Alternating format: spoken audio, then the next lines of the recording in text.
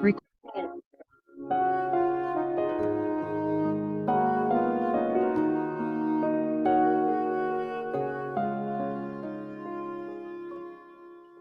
Buenos días, bienvenidos a este tiempo devocional, tu palabra para encontrar el camino. Hoy, 2 de septiembre del 2021, les invitamos para continuar con la lectura de la Biblia en un año. Hoy vamos a leer Juan capítulo 11 del 17 al 27, segundo libro de Crónicas capítulo 7 y Malaquías capítulo 4. Juan 11, 17 al 27, segundo de Crónicas 7 y Malaquías capítulo 4.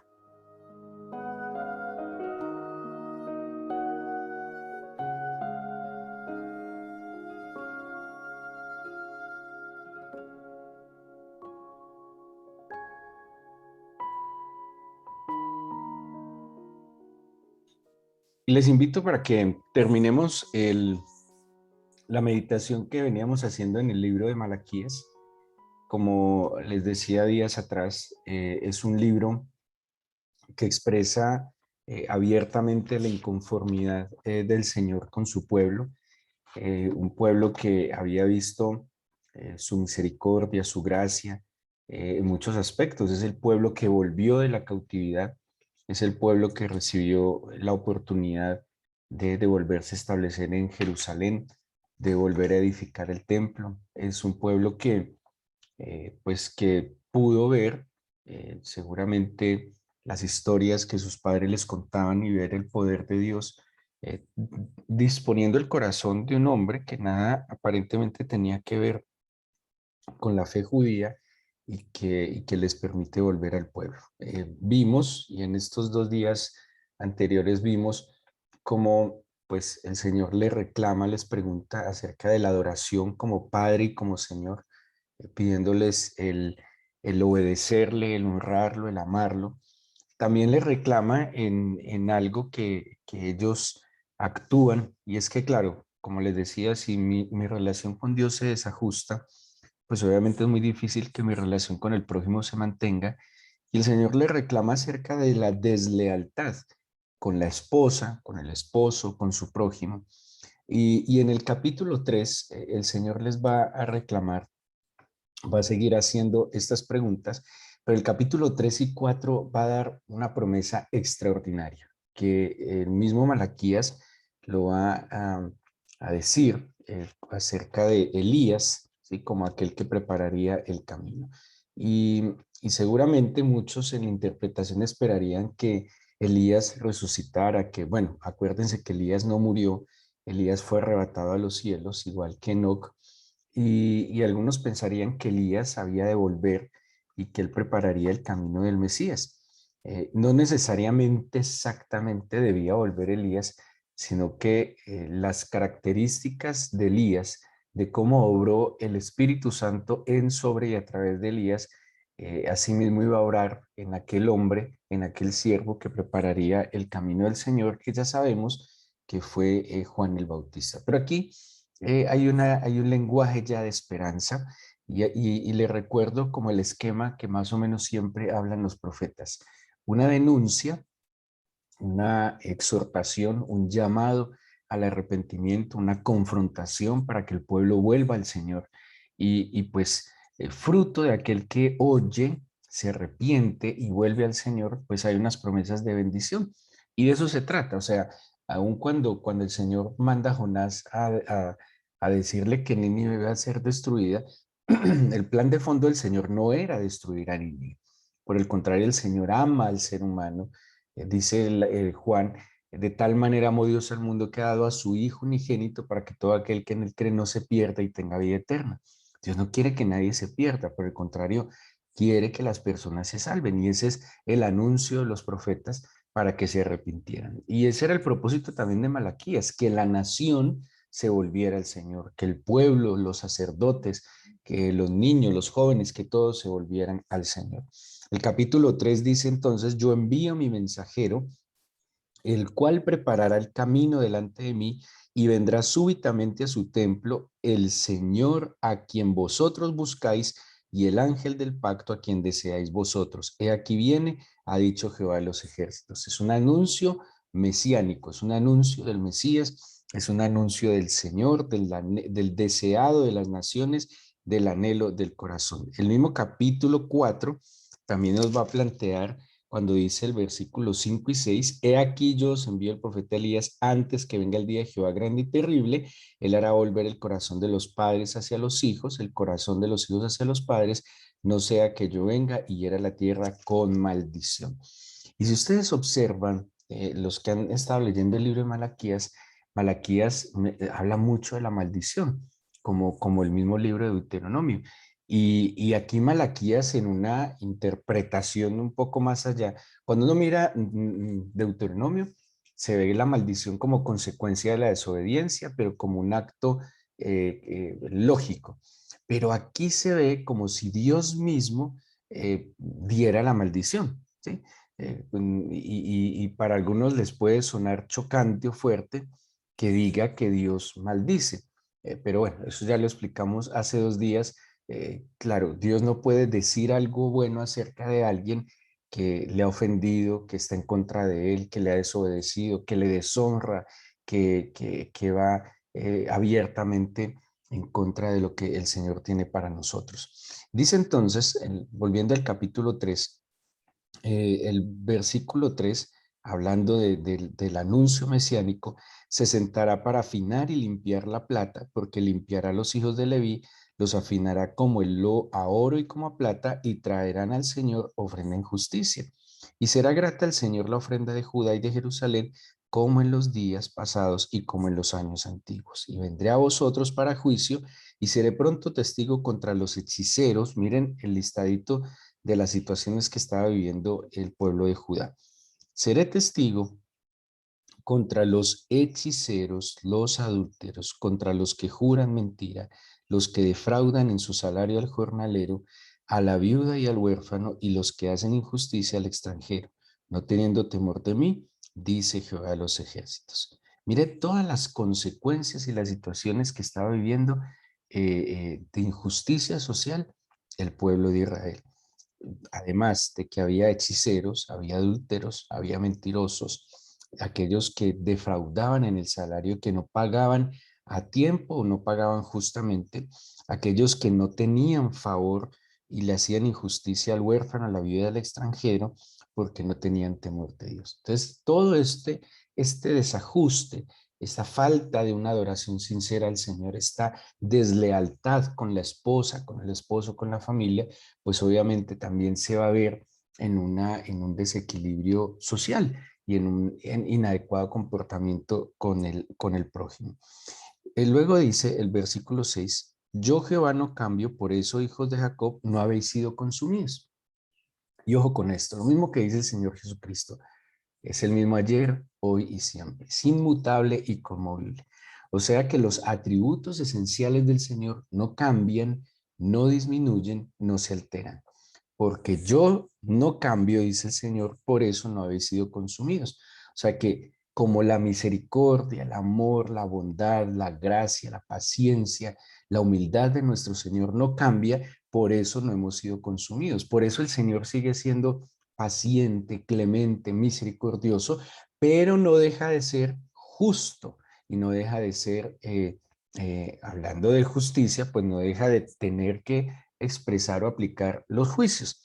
Pero aquí vemos entonces y advierte el Señor, yo no cambio. Y cuando uno mira todo, estamos terminando el Antiguo Testamento.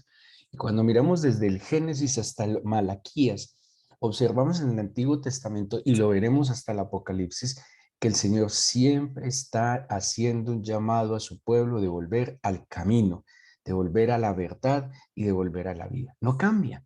Y hasta el sol de hoy, el Señor sigue insistiendo en que su pueblo reaccione, despierte y vuelva su mirada hacia Él. Por eso no hemos sido consumidos, porque Él nunca ha cambiado, porque su amor es inalterable. El amor que Él nos ofreció es inconmovible. Increíble, porque ni nuestras ofensas harán menguar, cambiar o afectar el amor de Dios. Y dice el versículo 7, desde los días de vuestros padres os habéis apartado de mis leyes y no las guardasteis. Volveos a mí, yo me volveré a vosotros, ha dicho el Señor de los ejércitos. Y vuelve el pueblo a lo mismo. ¿En qué hemos de volvernos?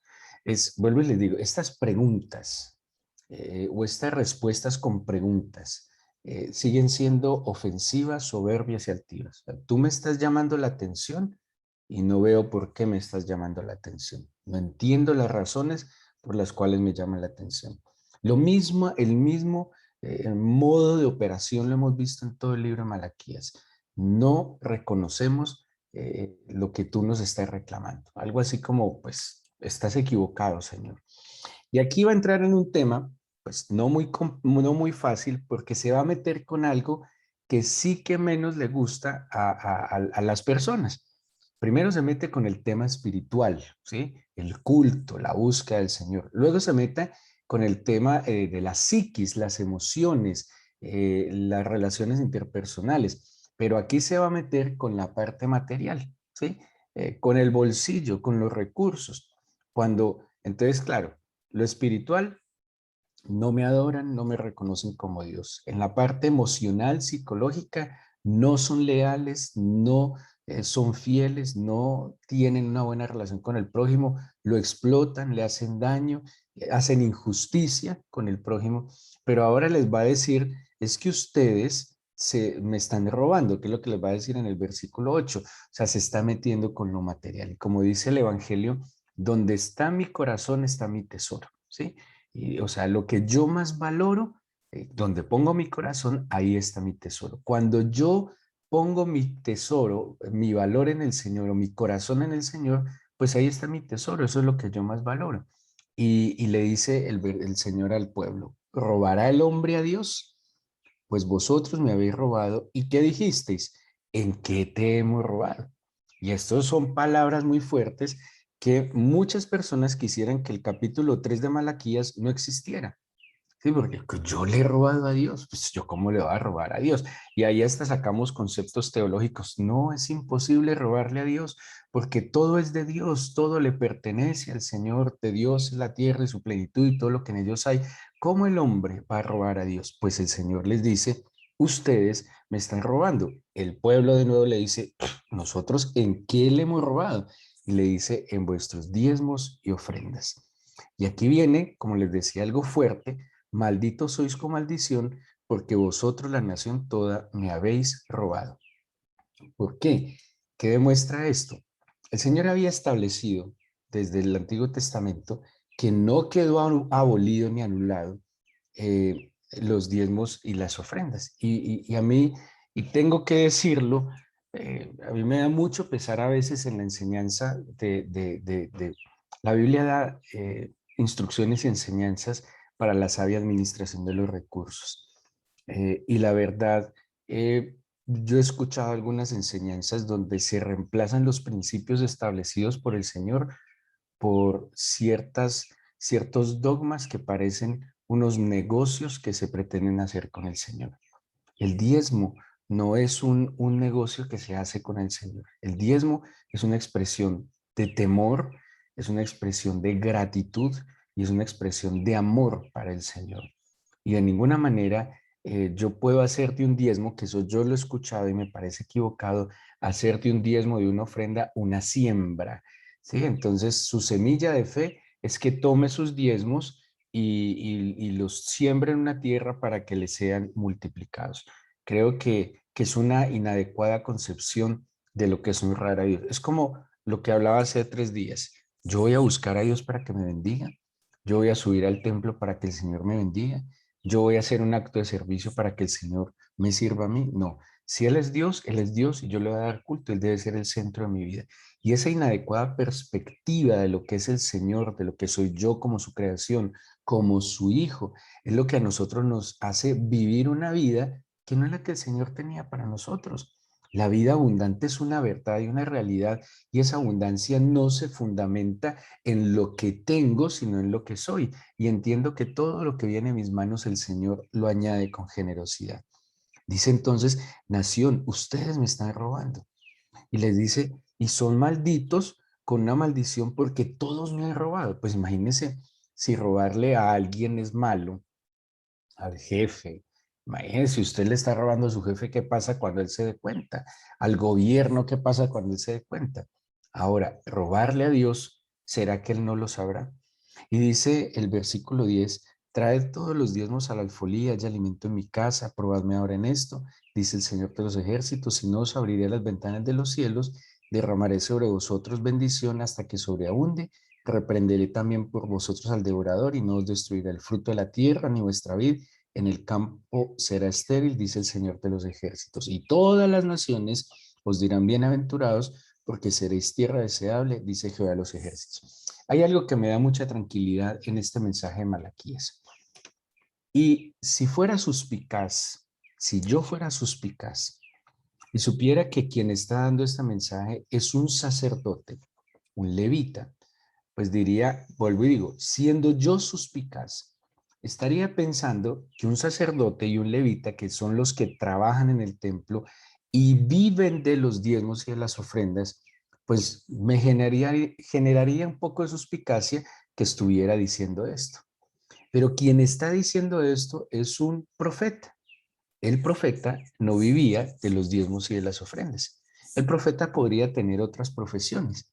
Podría, ya lo hemos visto, que había reyes, había eh, campesinos, pastores que eran profetas. Malaquías, que no, ya les dije, es un anónimo, pero sin duda alguna es un profeta, está hablando de los diezmos y las ofrendas y seguramente él no se beneficia de los diezmos y de las ofrendas, porque el Señor es como el árbol del conocimiento del bien y del mal que el Señor colocó en medio del huerto del Edén. Todo es de ustedes, todo disfrútenlo, menos este. Y algo así como para que yo mantenga mi corazón ubicado, porque cuando yo no tengo un límite en la vida, cuando yo no tengo un parámetro en la vida, el ser humano tiende a desbocarse, tiende a irse fuera de control. Y yo lo veo así. Cuando el Señor respecto a mis recursos financieros me demanda esta porción, eso le pone un límite a mi corazón, a mi vida, y también es una expresión de que aún lo que o aquello a lo que yo más me apego, que lastimosamente es lo material, le pertenece al Señor. Pero hay algo que también quiero aclarar. Las personas dicen que este tema es tema de leyes, que eso es de la ley, que eso es del Antiguo Testamento y que hoy en día, pues este principio de diezmar y ofrendar no tiene nada que ver.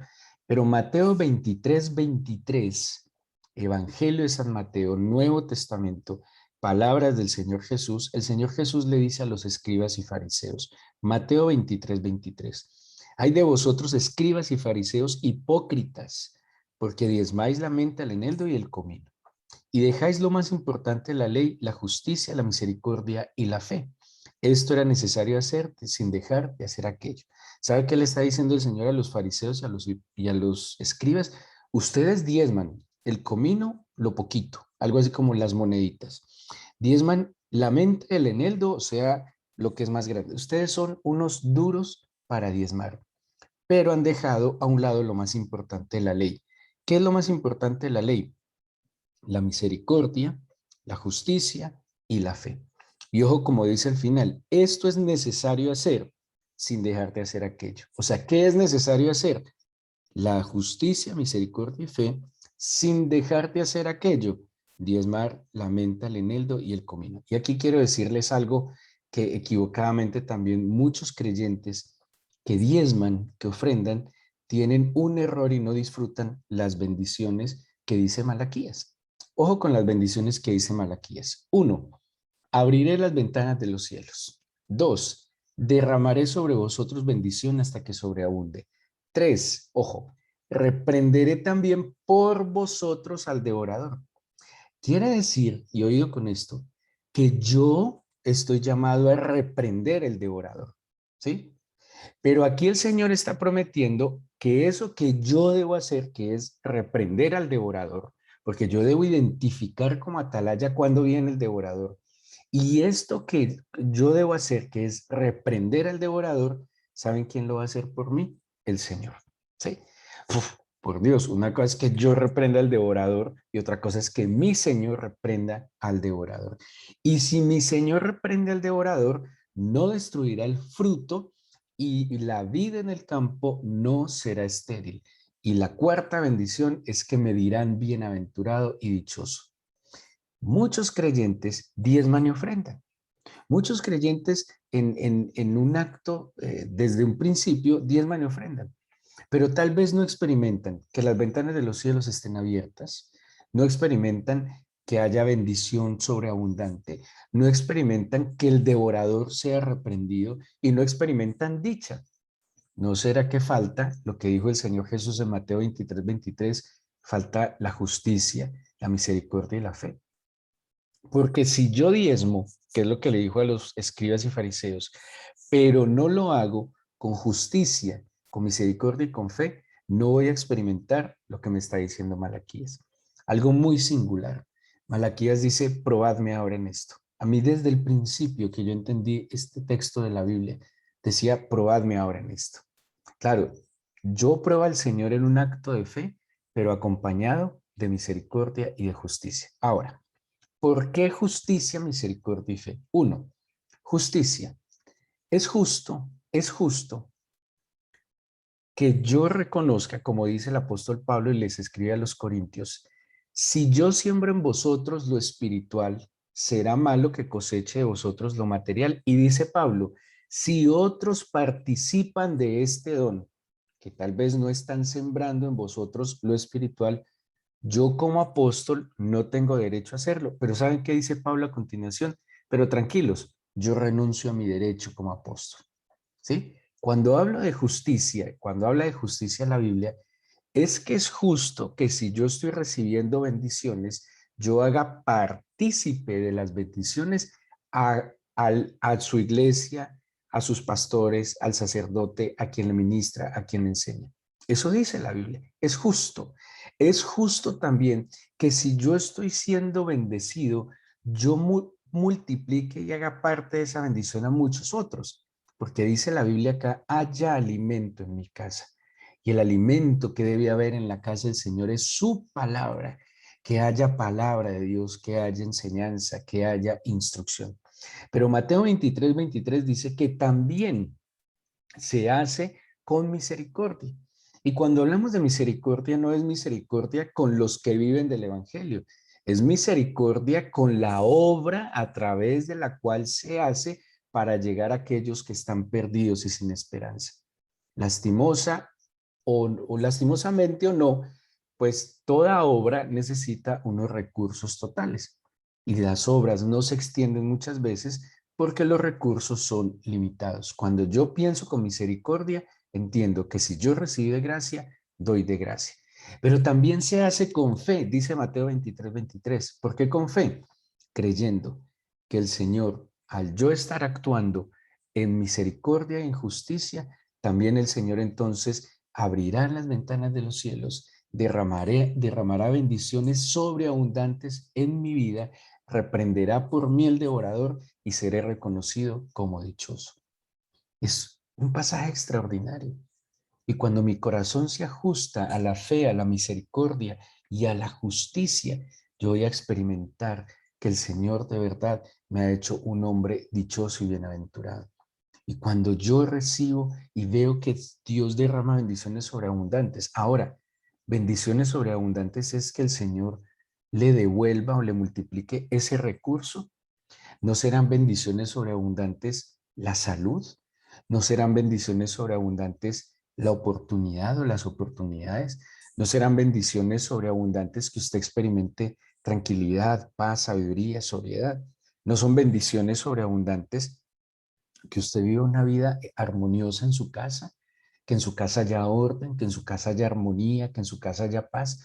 Eso no traerá para su vida salud, y cuando su vida experimenta salud, todo eso no hace parte del bienestar que Dios tiene para usted. Y todo esto, y aquí termina Malaquías, prometiendo entonces en el capítulo 4 la venida y el día del Señor. Y todo esto prepara el corazón, que yo reconozco que mi Señor es mi Padre, mi Dios, mi proveedor, mi protector, mi guía. Él es el que me guarda. Y esta exhortación de Malaquías, si fuéramos humildes y coherentes, es una exhortación que tiene que ver con lo que vive la iglesia hoy. Porque la iglesia hoy también entramos como en un tema tradicional y religioso, como sí, busquemos a Dios a ver hasta dónde nos ayuda, pero hay una cosa muy profunda en el corazón de muchas personas que creen, es que se puede creer, pues que si Dios no me ayuda, no hay problema, otro me podrá dar la ayuda. Y si obtiene esa ayuda por otro lado, seguramente se va a desviar por ese lado. Hay ayudas que son engañosas, hay ayudas que lo único que están buscando es que yo me aleje del Señor y cuando yo me alejo del Señor me va a destruir. Aquí tenemos un desafío extraordinario para reconocer al Señor, pero nunca, nunca, y grábeselo en el corazón, nunca vaya usted a dar un aporte, a diezmar, a ofrendar, a dar primicias, si en su corazón no hay estas tres cosas: misericordia, justicia y fe. Nunca lo vaya a hacer porque está necesitado. Nunca lo vaya a hacer porque está en el peor momento de su vida y voy a ver si haciéndolo me va bien. No lo haga de esa manera. No lo haga de esa manera. Porque el mismo Señor Jesús dijo, de esa manera no se hace. Hágalo, pero de esta manera. Hágalo de esa manera para que vea esta bendición. Si no, no lo va a hacer y se va a llenar de frustración y su corazón se va a llenar de amargura. Por eso no hay manera que mis recursos, mi tiempo, mis talentos y mis bienes estén delante del Señor si primero mi corazón no está delante del Señor. Que mi corazón le pertenezca. Y cuando yo entiendo que todo es de Él, por Él y para Él, podré dar y hacer estos actos de desafío a Dios. Es que Dios dice, probadme ahora en esto. Y voy a experimentar liberalidad, voy a experimentar gozo, alegría. Pablo también dice a los corintios, Dios ama al dador alegre. Y dice, no lo haga ni por tristeza, no lo haga ni por necesidad, hágalo con alegría, hágalo, bueno, ahí podríamos a la luz de Pablo agregarle a la fe, a la misericordia y a la justicia, agréguele alegría. Cuando usted tenga estas cuatro cosas en su corazón, hágalo. Antes no, porque no va a tener sentido, porque no va a tener el resultado que Malaquías nos está prometiendo. Y nosotros hoy, gracias al Señor Todopoderoso, que ya Elías vino en Juan el Bautista, ya vino el Señor a traer esperanza, a traer vida, ya el camino está llenado. Y dice, y hay una promesa del remanente, de todo esto, de todos los que escucharon el mensaje de Malaquías, algunos dieron la espalda, algunos se hicieron los de oídos sordos, pero otros pequeños, o más bien pocos, se quedaron y entendieron todo esto. Vuélvanse a mí, vuelvan a su esposa, vuelvan a su esposo, vuelvan a su prójimo, hagan justicia social. Y esos que escucharon, dice Malaquías 3:16 al 18, entonces los que temían a Jehová hablaron cada uno a su compañero, y Jehová escuchó y oyó, y fue escrito libro de memoria delante de él para los que temen al Señor y para los que piensan en su nombre. Y serán para mí especial tesoro, ha dicho el Señor de los ejércitos, en el día en que yo actúe y los perdonaré como el hombre que perdona a su hijo que le sirve. Entonces os volveréis y discerniréis la diferencia entre el justo y el malo, entre el que sirve a Dios y el que no le sirve. Espectacular. Esa es otra, que usted pueda discernir quién le sirve a Dios y quién no, que usted pueda discernir claramente quién es el justo y quién es el malo. Cuando oye atentamente el llamado que el Señor nos hace, cuando lo guardamos en el corazón y cuando actuamos, así dice Deuteronomio 28:1, y cuando ponemos por obra lo que el Señor nos dice. Entreguémosle este día al Señor, presentémosle nuestra vida, presentémosle todo nuestro ser, dándole gracias,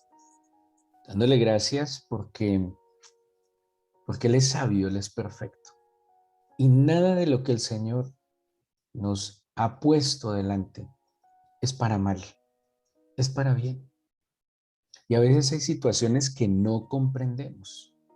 Claro, cuando viene el cansancio, cuando viene el estrés, ya sea por mis relaciones interpersonales, por la situación del devenir de la vida, escasez o una cantidad de necesidades que creemos no estar suplidas.